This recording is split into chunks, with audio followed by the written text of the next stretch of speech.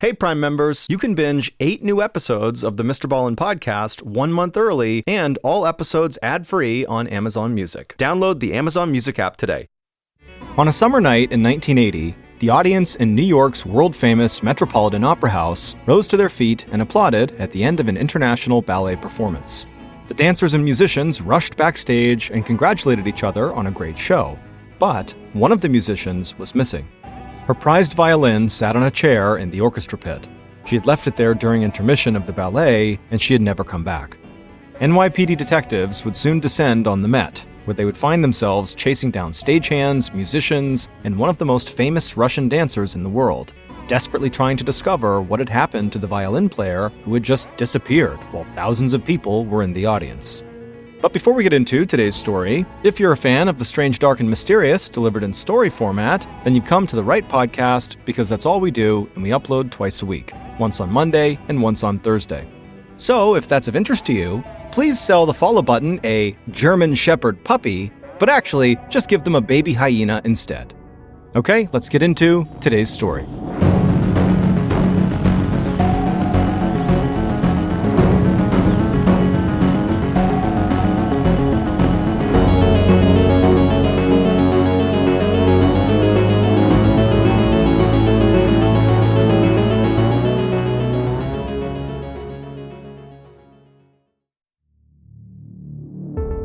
I'm Raza Jaffrey, and in the latest season of The Spy Who, we open the file on Sergei Skripal, the spy who Putin poisoned.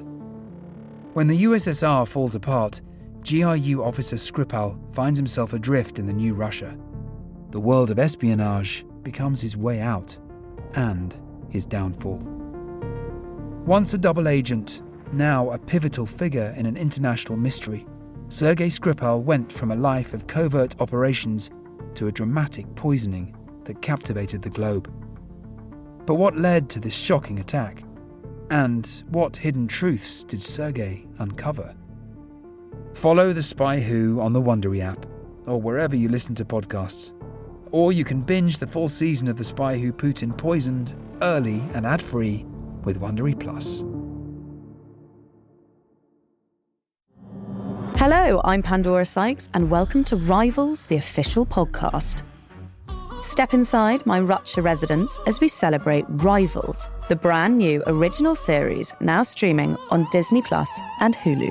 Those scenes between Cameron and Rupert Dare, I heard that your first draft had to be toned down. This is the place for all the on-set gossip and real insight into how the world of Jilly Cooper's scandalous English county was brought to your screens, including interviews with Emily Atack, Danny Dyer, and many more. Somebody needed to tell Lord Baddingham straight. Ain't many people on the show that does that. No. All episodes will be available from the 25th of October, wherever you get your podcasts.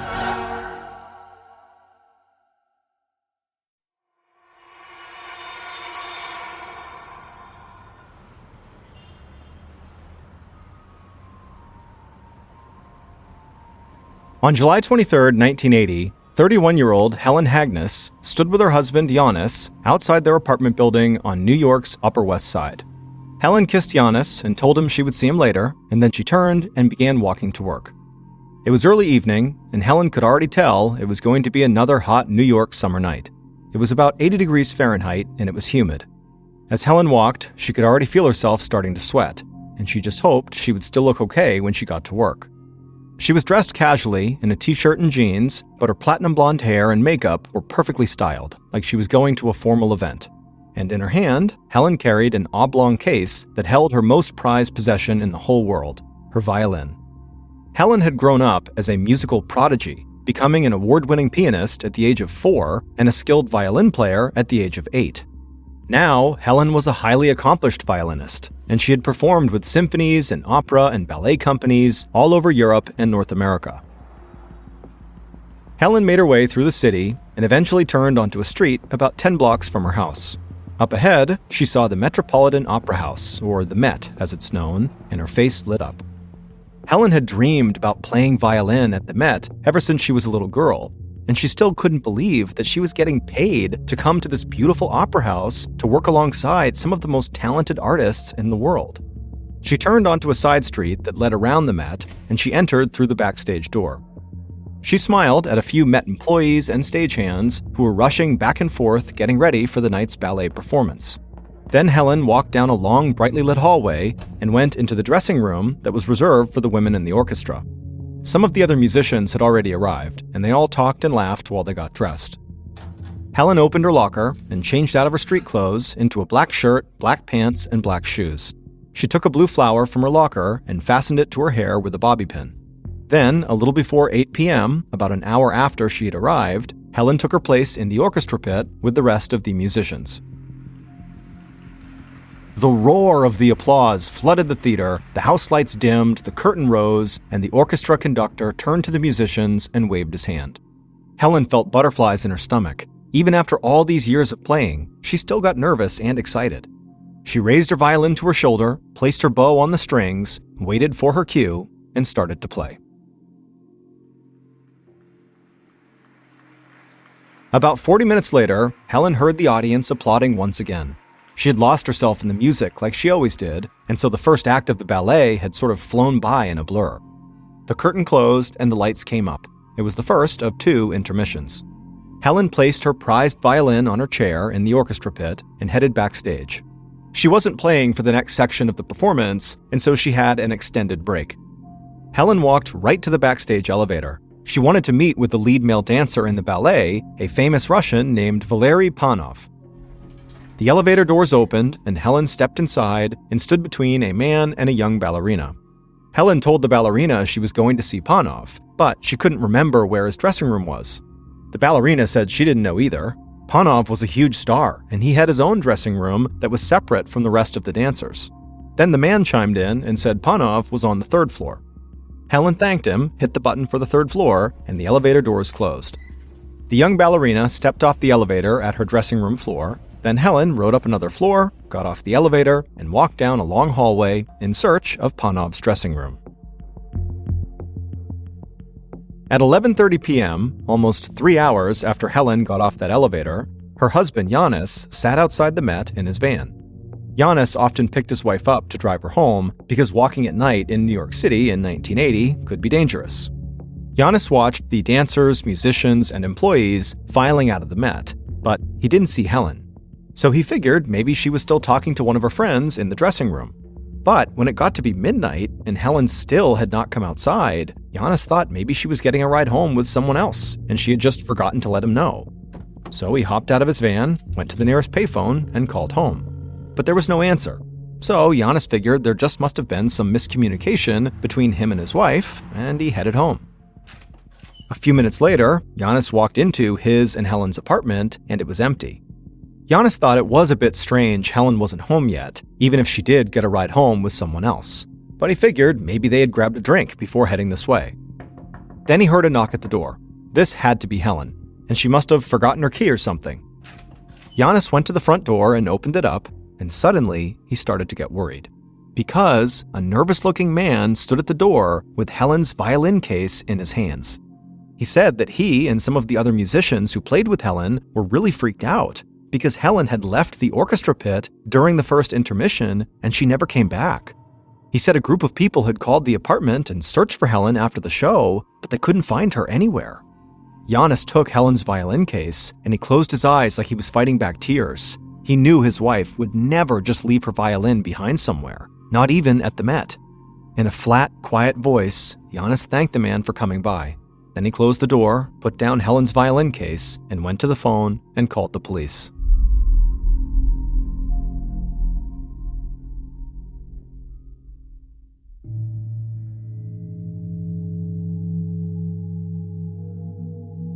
In the early morning of July 24th, several hours after Janis called the police, Detective Jerry Giorgio of the NYPD walked into the lobby of the Met. The 2 officers who had arrived first greeted him and showed him the photo they had of Helen Hagnes. Detective Giorgio looked at the photo and heard the lobby doors open behind him. He turned and saw a frantic-looking young woman running in. Giorgio held up his hand to try to get her to slow down and asked if she was okay. She introduced herself and said she was a ballerina in the performance. She had heard about Helen going missing from one of her friends, and she thought she might be able to help, because she was pretty sure she was one of the last people who had seen Helen. The ballerina said that she and Helen happened to be on the backstage elevator together during the first intermission, and Helen had mentioned she was on her way to visit with Panov. Detective Giorgio asked who Panov was. The ballerina smiled and said Valery Panov was one of the most famous male ballet dancers in the whole world. Giorgio thanked her and said her information was a huge help. He got the ballerina's information and told her he would contact her if he needed anything else. As the ballerina walked away, Giorgio handed the photo of Helen back to the two officers and told them to wait there in case anyone else showed up. Then he walked further into the grand lobby of the Met, and the design of the place was like nothing he had ever seen. The huge staircases leading to the higher floors almost looked like they led to nowhere and just disappeared into the darkness. Giorgio had just started to search the lobby when a security guard walked in and introduced himself. His boss had told him to come down and help the police if they needed it. Giorgio was relieved. He said he didn't want to waste any time. He needed a full tour of the opera house. But at this, the security guard busted out laughing. He said that would be impossible. The building was massive, with 6 stories above ground and 3 basements below. And there were so many hallways and hidden rooms that navigating the Met was like walking through a maze. Giorgio said they would get as many cops as they needed to comb through the whole place, but in the meantime, he at least wanted a tour of the backstage area where Helen would have gone during intermission. So the security guard led Giorgio into the theater, up onto the stage, and into the wings. Giorgio looked around the expansive backstage area, and he saw giant set pieces, black curtains hanging everywhere, multiple exits, and an elevator. Then he walked down a stairwell and found himself in a vast, dimly lit basement that made him feel like he was in a horror movie. Giorgio saw cases for double bass instruments that were bigger than him leaned up against the wall. And scattered throughout the basement, he saw old set pieces from past performances and large wooden crates filled with costumes and props. Giorgio started to feel overwhelmed. He thought if the worst had happened, if Helen was dead, her body could be in a crate or an instrument case or in one of the countless dark corners, hiding just out of view. At around 8 a.m., after hours of exploring the depths of the Met, Detective Giorgio went back to the lobby and checked in with the other 2 officers who were still there. He was about to find a phone to call the police station to get more help when a maintenance worker ran inside. And this guy looked like he'd just seen a ghost. Giorgio asked him what was wrong, and the worker said he'd just gone up to the roof of the building to turn on one of the ventilation fans. And while he was up there, he found a pair of women's black shoes, like the ones he'd seen the women in the orchestra wear. Detective Giorgio's heart sank. Helen had disappeared in the middle of a performance, and now her shoes might have been found on the roof. And Giorgio's first thought was that Helen went up there, jumped off the building, taking her own life. Giorgio and the other officers followed the maintenance worker to a service elevator, and they traveled up to the roof in complete silence. The elevator stopped, the doors opened, and Giorgio had to squint as the daylight hit his eyes. The maintenance worker stepped out of the elevator and showed the police the pair of black shoes.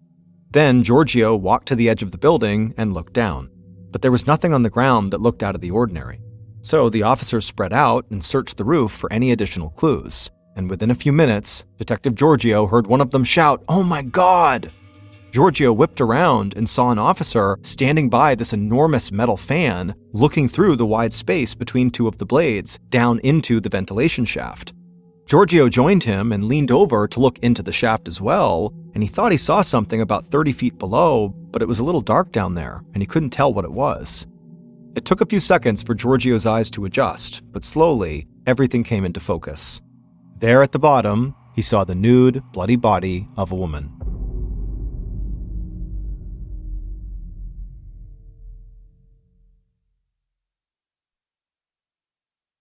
Buried in the depths of the internet is the kill list, a cache of chilling documents containing hundreds of names, photos, addresses, and specific instructions for their murders. Kill List is a true story of how I ended up in a race against time to warn those whose lives were in danger. Follow Kill List on the Wondery app or wherever you get your podcasts. You can listen to Kill List and more Exhibit C true crime shows like Morbid, early and ad-free right now by joining Wondery Plus. I'm Ellis James. And I'm Colin Murray. And this is Everything to Play For, the show that takes you inside the greatest sports stories of all time. Our latest two-part series tells the story of a legend, a man who changed football in this country. It's Brian Clough. We'll be talking about the footballing miracle he achieved, winning back-to-back European Cups with Nottingham Forest, and of course, his unforgettable one-liners. They won it all by cheating! And I can't wait for this one. We can't discuss Brian Clough without talking about his partnership with Peter Taylor, and we'll be telling some of our favourite Clough anecdotes. I'll also be making a bold statement that this will never happen again. Me working with Ellis will never happen again, that's for sure. Follow Everything to Play For in the Wondery app or wherever you get your podcasts. You can binge seasons early and ad-free right now on Wondery Plus.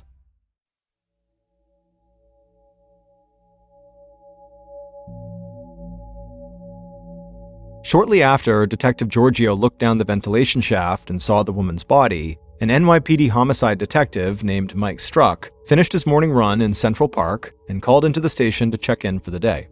Dispatch told him not to even bother coming into the office. Instead, they said, go straight to the Metropolitan Opera House. Struck rushed home, got cleaned up and changed, and then raced down to the Met. The place was now buzzing with employees and police. And amid the crowd, Detective Struck was happy to see Detective Giorgio. The two men enjoyed working together, and they made a good team. Giorgio was calm and almost fatherly, while Struck was blunt and always seemed like he was moving 100 miles an hour.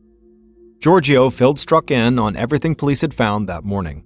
They had found Helen Hagness's body in a large maintenance tunnel on the 3rd floor. It looked like she had fallen to her death through the ventilation shaft from the roof, but Giorgio was sure someone had pushed her, because her hands and feet had been bound with rope and there was a gag stuffed in her mouth. Giorgio thought the attack could have been sexual, but he had no idea if it was random or if somebody had targeted Helen. Then Struck went to go take Polaroids of Helen's body, and he worked with crime scene technicians as they searched for clues. In addition to a pink bra, they found a pair of black pants, a black shirt, and a blue flower, all near the body. Later that day, several hours after the discovery of Helen's body, the NYPD had set up a fully operational command post inside the offices of the Opera House, and teams of detectives, uniformed police, and forensics technicians scoured the building for more evidence. Not long after the command center got set up, Detective Struck left his and Giorgio's makeshift office, walked into the office of one of the Met's operations managers, and asked how many employees the Met had. But when the manager answered more than 800, all Struck could do was laugh. That was an impossible number of people to interview. Still, he asked the manager for a list of all of those employees, as well as a separate list of the people who were actually working or performing at the Opera House when Helen had disappeared from the orchestra pit.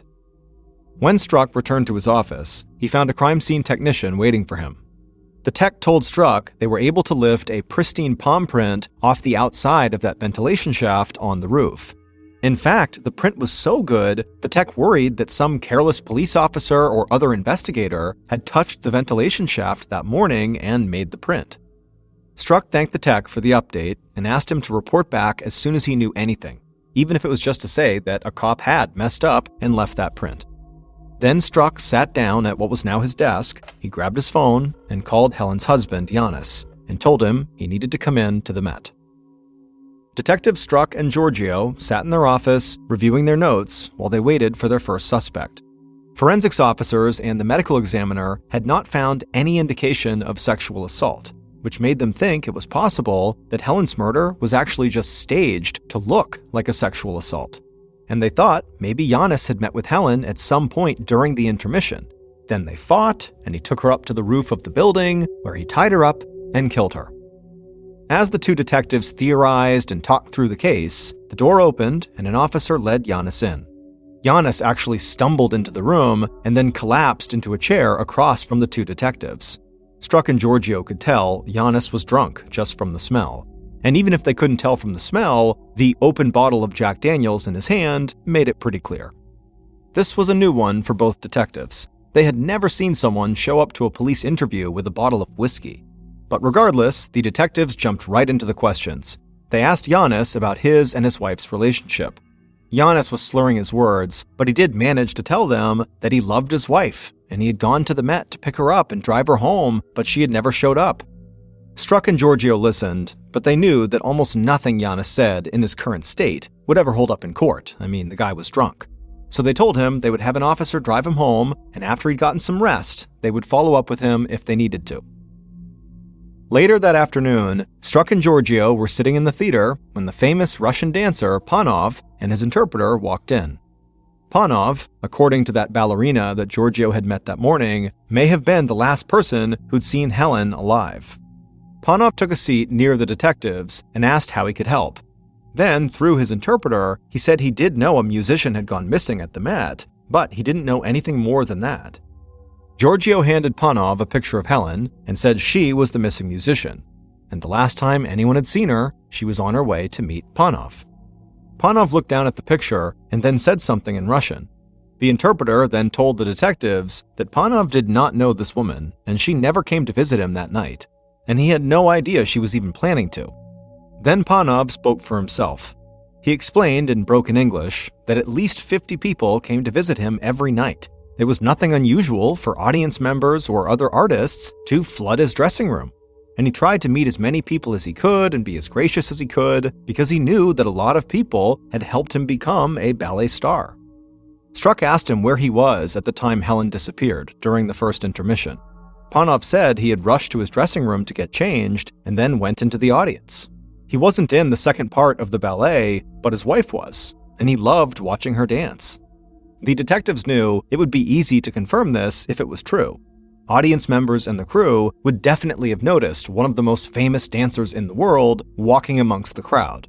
So the detectives told both men they could go. Panov said he was sorry about what had happened to the musician, and then he and his interpreter headed backstage. It was late in the day at this point, and everyone working at the Met was getting ready for that evening's performance. So Giorgio and Struck decided to head home and regroup in the morning. The next day, the detectives walked into the Met lobby and greeted the young ballerina who had flagged down Giorgio the day before to say she had ridden on the backstage elevator with Helen. As far as the detectives knew, she may have been the last person to see Helen alive, other than the killer. So they had asked her to come back to see if maybe she could give them a clearer picture of Helen's movements that night. The detectives led the ballerina to their office, and she sat down across from them. She said she was glad they called her because she had remembered something. When she was in the elevator with Helen, there was a man that was there with them. He had told Helen that Panov's dressing room was on the 3rd floor, and this man was still with Helen when the ballerina got off the elevator. Giorgio and Struck leaned forward. This was huge. It meant that that man on the elevator was either the last witness to see Helen alive, or he was the killer. Struck asked the ballerina if she could describe what this man in the elevator looked like. The ballerina squinted her eyes like she was trying to remember, but she shook her head and apologized. She knew he was a man, but that was about it. Detective Giorgio leaned over to Struck and whispered something in his ear, and Struck nodded in agreement. Then Giorgio turned to the ballerina and said he knew this was going to sound strange, but sometimes the police used a hypnotist to help witnesses remember things in more detail. So Giorgio wanted to know if the ballerina would agree to be hypnotized, and the ballerina said yes. So that afternoon, a hypnotist dimmed the lights in the office and then took a seat across from the ballerina. At the same time, Giorgio and Struck lingered in the corner, and an NYPD sketch artist sat a few feet away, holding his pencil and a sketchbook. The hypnotist told the ballerina to close her eyes and listen only to his voice. And slowly, the hypnotist used his soothing voice and his words to draw the ballerina deeper and deeper into a state of relaxation, until finally she was in a trance. Once she was, the hypnotist asked the ballerina to turn back the clock in her mind to the moment that Helen had stepped on the elevator with her. He asked the ballerina to look closely at the elevator and the man who was there, and to describe him as best as she could. The ballerina concentrated, and she began to speak, describing this man. She said he looked like he was between 20 and 25 years old. He was slightly overweight, had a large nose, brown hair, and bright red lips.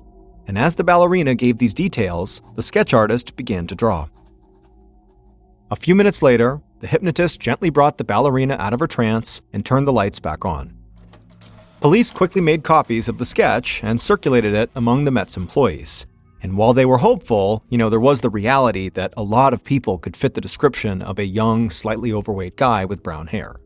But later that day, a Met employee walked into the detective's office and told them there was someone they needed to talk to right away. It was a stagehand named Vincent Donahue. Struck asked if Vincent fit the description of the man the sketch artist had drawn. The employee said he did, at least a few days ago, but on the night following Helen's murder, Vincent had showed up to work and he had completely shaved off his brown hair and he had a large scratch on his face.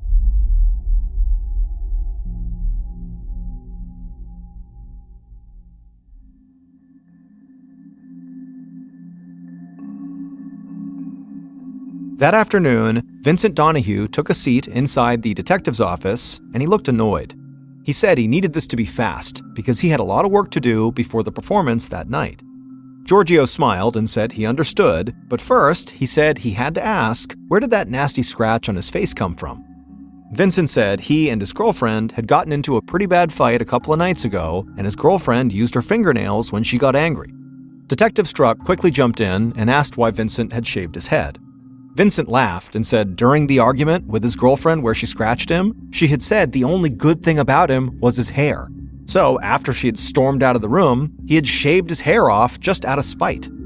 Struck had a look on his face like this seemed totally ridiculous, and Vincent could tell. So Vincent quickly said, really, this is the truth. Then he told the detectives he didn't have anything to do with that musician getting killed. And he said instead of wasting time talking to him, they needed to talk to a guy named Craig Crimmins. Vincent said Craig was also a stagehand, and he had missed a major cue to move scenery during the second act of the performance on the night Helen died. He had just left his backstage post and disappeared. Now, Struck thought Vincent could still be lying. However, the idea that a stagehand went missing around the same time that Helen went missing was suspicious. So Struck told Vincent he could leave and go back to work, but they might need him again.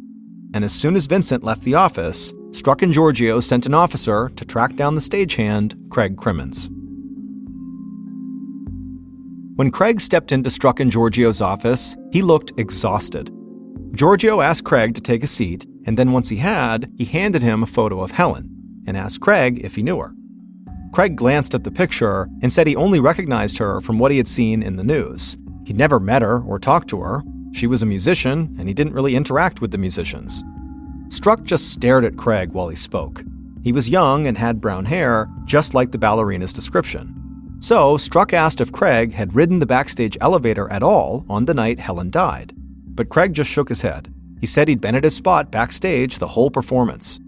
Struck leaned across the desk and said if that was true, then why had his colleagues claimed that Craig had been absent from backstage during an important cue that night, specifically during the second act? Craig's face flushed and he stared down at the floor. He said he did miss a cue that night, but he didn't leave backstage. He was embarrassed to admit it to the cops, but he had shown up to work that night drunk and fallen asleep at his post. He told the detectives that another stagehand who worked right beside him backstage had seen him and could back him up that he was telling the truth. Struck and Giorgio questioned Craig a bit longer, and then they let him go. They quickly found the other stagehand Craig had mentioned, and this guy said Craig was telling the truth. He had passed out backstage and basically slept through part of the performance. With Craig's alibi checking out, the detectives still believed they had viable suspects among the other people they had talked to. But they still had hundreds more people to interview, and they still hadn't heard anything about the one major piece of forensic evidence that had been found, the fresh palm print that had been pulled from the ventilation shaft on the roof. So the detectives felt like if they didn't quickly find some new evidence, they were going to be stuck with an overwhelmingly massive suspect pool. 6 days after Helen's murder, on July 29, 1980, her memorial service was held at a New York City church. The church was filled with friends, family, and countless people from the Met. One of Helen's violinist friends performed at the service in her honor. In the 2 weeks following Helen's funeral, Detectives Struck and Giorgio continued their work at the Met, but the Opera House had grown oddly quiet. The ballet had finished its run of performances, and the next show had not opened yet. So the detectives found themselves wandering through the nearly empty, huge building, trying to find anything that they might have missed. But nothing came of those additional searches, and even after weeks of combing through the place, they still felt like there were corners of the Met that remained hidden. But just at the point when the detectives worried their case was about to go cold, Strzok got a call from an excited forensics technician. The tech said he could not believe it, but that nearly perfect palm print found on the ventilation shaft did not belong to a careless police officer or investigator like the forensics team had originally suspected. And it was a relatively fresh print, so it could belong to the killer. When Detective Strzok hung up, he told Giorgio what he just learned, and Giorgio got excited. This palm print was not a smoking gun just yet, but it definitely could be. It was very difficult to access the roof of the Met, so the detectives believed the print had to belong to somebody who worked or performed there, or someone who came by fairly often to visit a family member who worked there. Over the next several days, Opera House employees met with the police in groups of 2s and 3s, and they allowed officers to take their palm prints. And only one of them seemed really nervous about it when asked to give their print, and this was somebody Strzok and Giorgio had already spoken to. This person broke out into a sweat and said that they were uncomfortable with this whole situation. But Detective Giorgio smiled softly, and in his best fatherly voice, he said providing a print was the best way for police to cross them off the list and allow them to put all this behind them. So ultimately, this person agreed and gave their palm print. And when testing on that print came back, Detectives Giorgio and Strzok saw that it was a perfect match to the one found on the roof. And they believed they had found Helen's killer.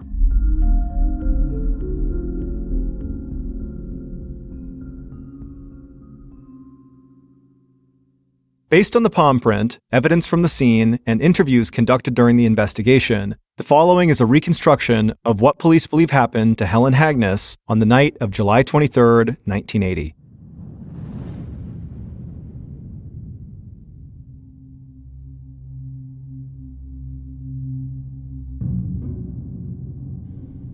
The killer saw Helen walking down a hallway on the 3rd floor during the first intermission of the ballet, and they quickly walked down the hall and grabbed her arm. Helen turned around and didn't understand what was happening, but the killer just pulled out a hammer and pushed her into a stairwell. The killer dragged Helen down all the stairs to one of the sub-basements, and then once there, he demanded she take off her clothes. And Helen did. The killer attempted to rape Helen, but they couldn't. And so out of frustration, they demanded Helen put her clothes back on, and then they grabbed her by the arm, and still with the hammer in hand, they led her all the way upstairs to the roof. Once on the roof, the killer once again made Helen get undressed. Except this time, the killer also bound her wrists and her ankles, and they also gagged her. But Helen fought back. And at some point during the struggle, the killer knew they were running out of time. And so out of frustration and panic and anger and embarrassment, they scooped up Helen and they walked over to the air conditioning vent and they placed her on the ledge. And then, as Helen desperately tried to push past them and get back on the roof, the killer just raised up their leg, placed their foot on her side, and they pushed her into the vent. Helen would fall 6 stories to her death. And after she was dead, the killer reached down, scooped up her clothes, and threw them into the vent after her. After that, the killer ran to the door, believing they had disposed of all the evidence. Except they hadn't. They had accidentally left Helen's shoes up on the roof. The killer flew down the stairs all the way to the theater and ran backstage. However, by the time they got there, they were out of time. The intermission was over and the ballet had started again, meaning the killer had missed a very important cue. Craig Crimmins, the stagehand who claimed to have shown up drunk and fallen asleep backstage, killed Helen Hagnes. On the night of the murder, Craig was in fact the man on the elevator with Helen and the young ballerina. And when Helen asked about where Panov's dressing room was, Craig had chimed in and said it was on the 3rd floor. But that was a lie. He was simply trying to trap her. And so when Helen got off the elevator on the 3rd floor, Craig followed her down the hallway, grabbed her, and brought her to the basement, intending to rape her. However, he could not perform sexually, and so in his rage and humiliation, he dragged her up to the roof where he would kill her. Craig did resemble the sketch from the ballerina's hypnosis session. However, it was Craig's palm print on the air conditioning vent that made detectives turn their focus on him. And soon after the detectives discovered Craig's print matched the one on the ventilation shaft, they learned that the other stagehand who said he saw Craig sleeping backstage was lying for his coworker. But he thought Craig had asked him to lie for him just to cover up the fact that he had left backstage and missed an important cue. Craig Crimmins was found guilty of murder and sentenced to 20 years to life. He went on to serve 40 years in prison and was paroled in August of 2021.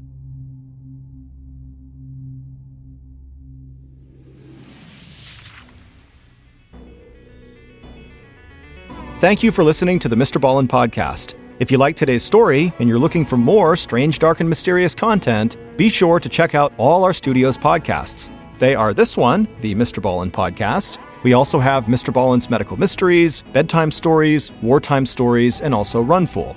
To find those other podcasts, all you have to do is search for Ballen Studios wherever you listen to your podcasts. To watch hundreds more stories, just like the one you heard today, head over to our YouTube channel, which is just called MrBallen. So that's going to do it. I really appreciate your support. Until next time, see ya.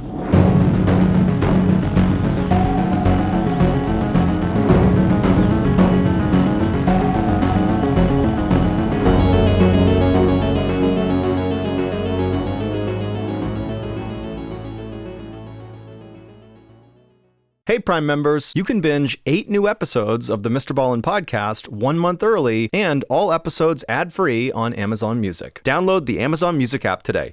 And before you go, please tell us about yourself by completing a short survey at wondery.com/survey. In a quiet suburb, a community is shattered by the death of a beloved wife and mother. But this tragic loss of life quickly turns into something even darker. Her husband had tried to hire a hitman on the dark web to kill her. And she wasn't the only target. Because buried in the depths of the internet is the kill list, a cache of chilling documents containing names, photos, addresses, and specific instructions for people's murders. This podcast is the true story of how I ended up in a race against time to warn those whose lives were in danger. And it turns out, convincing a total stranger someone wants them dead is not easy.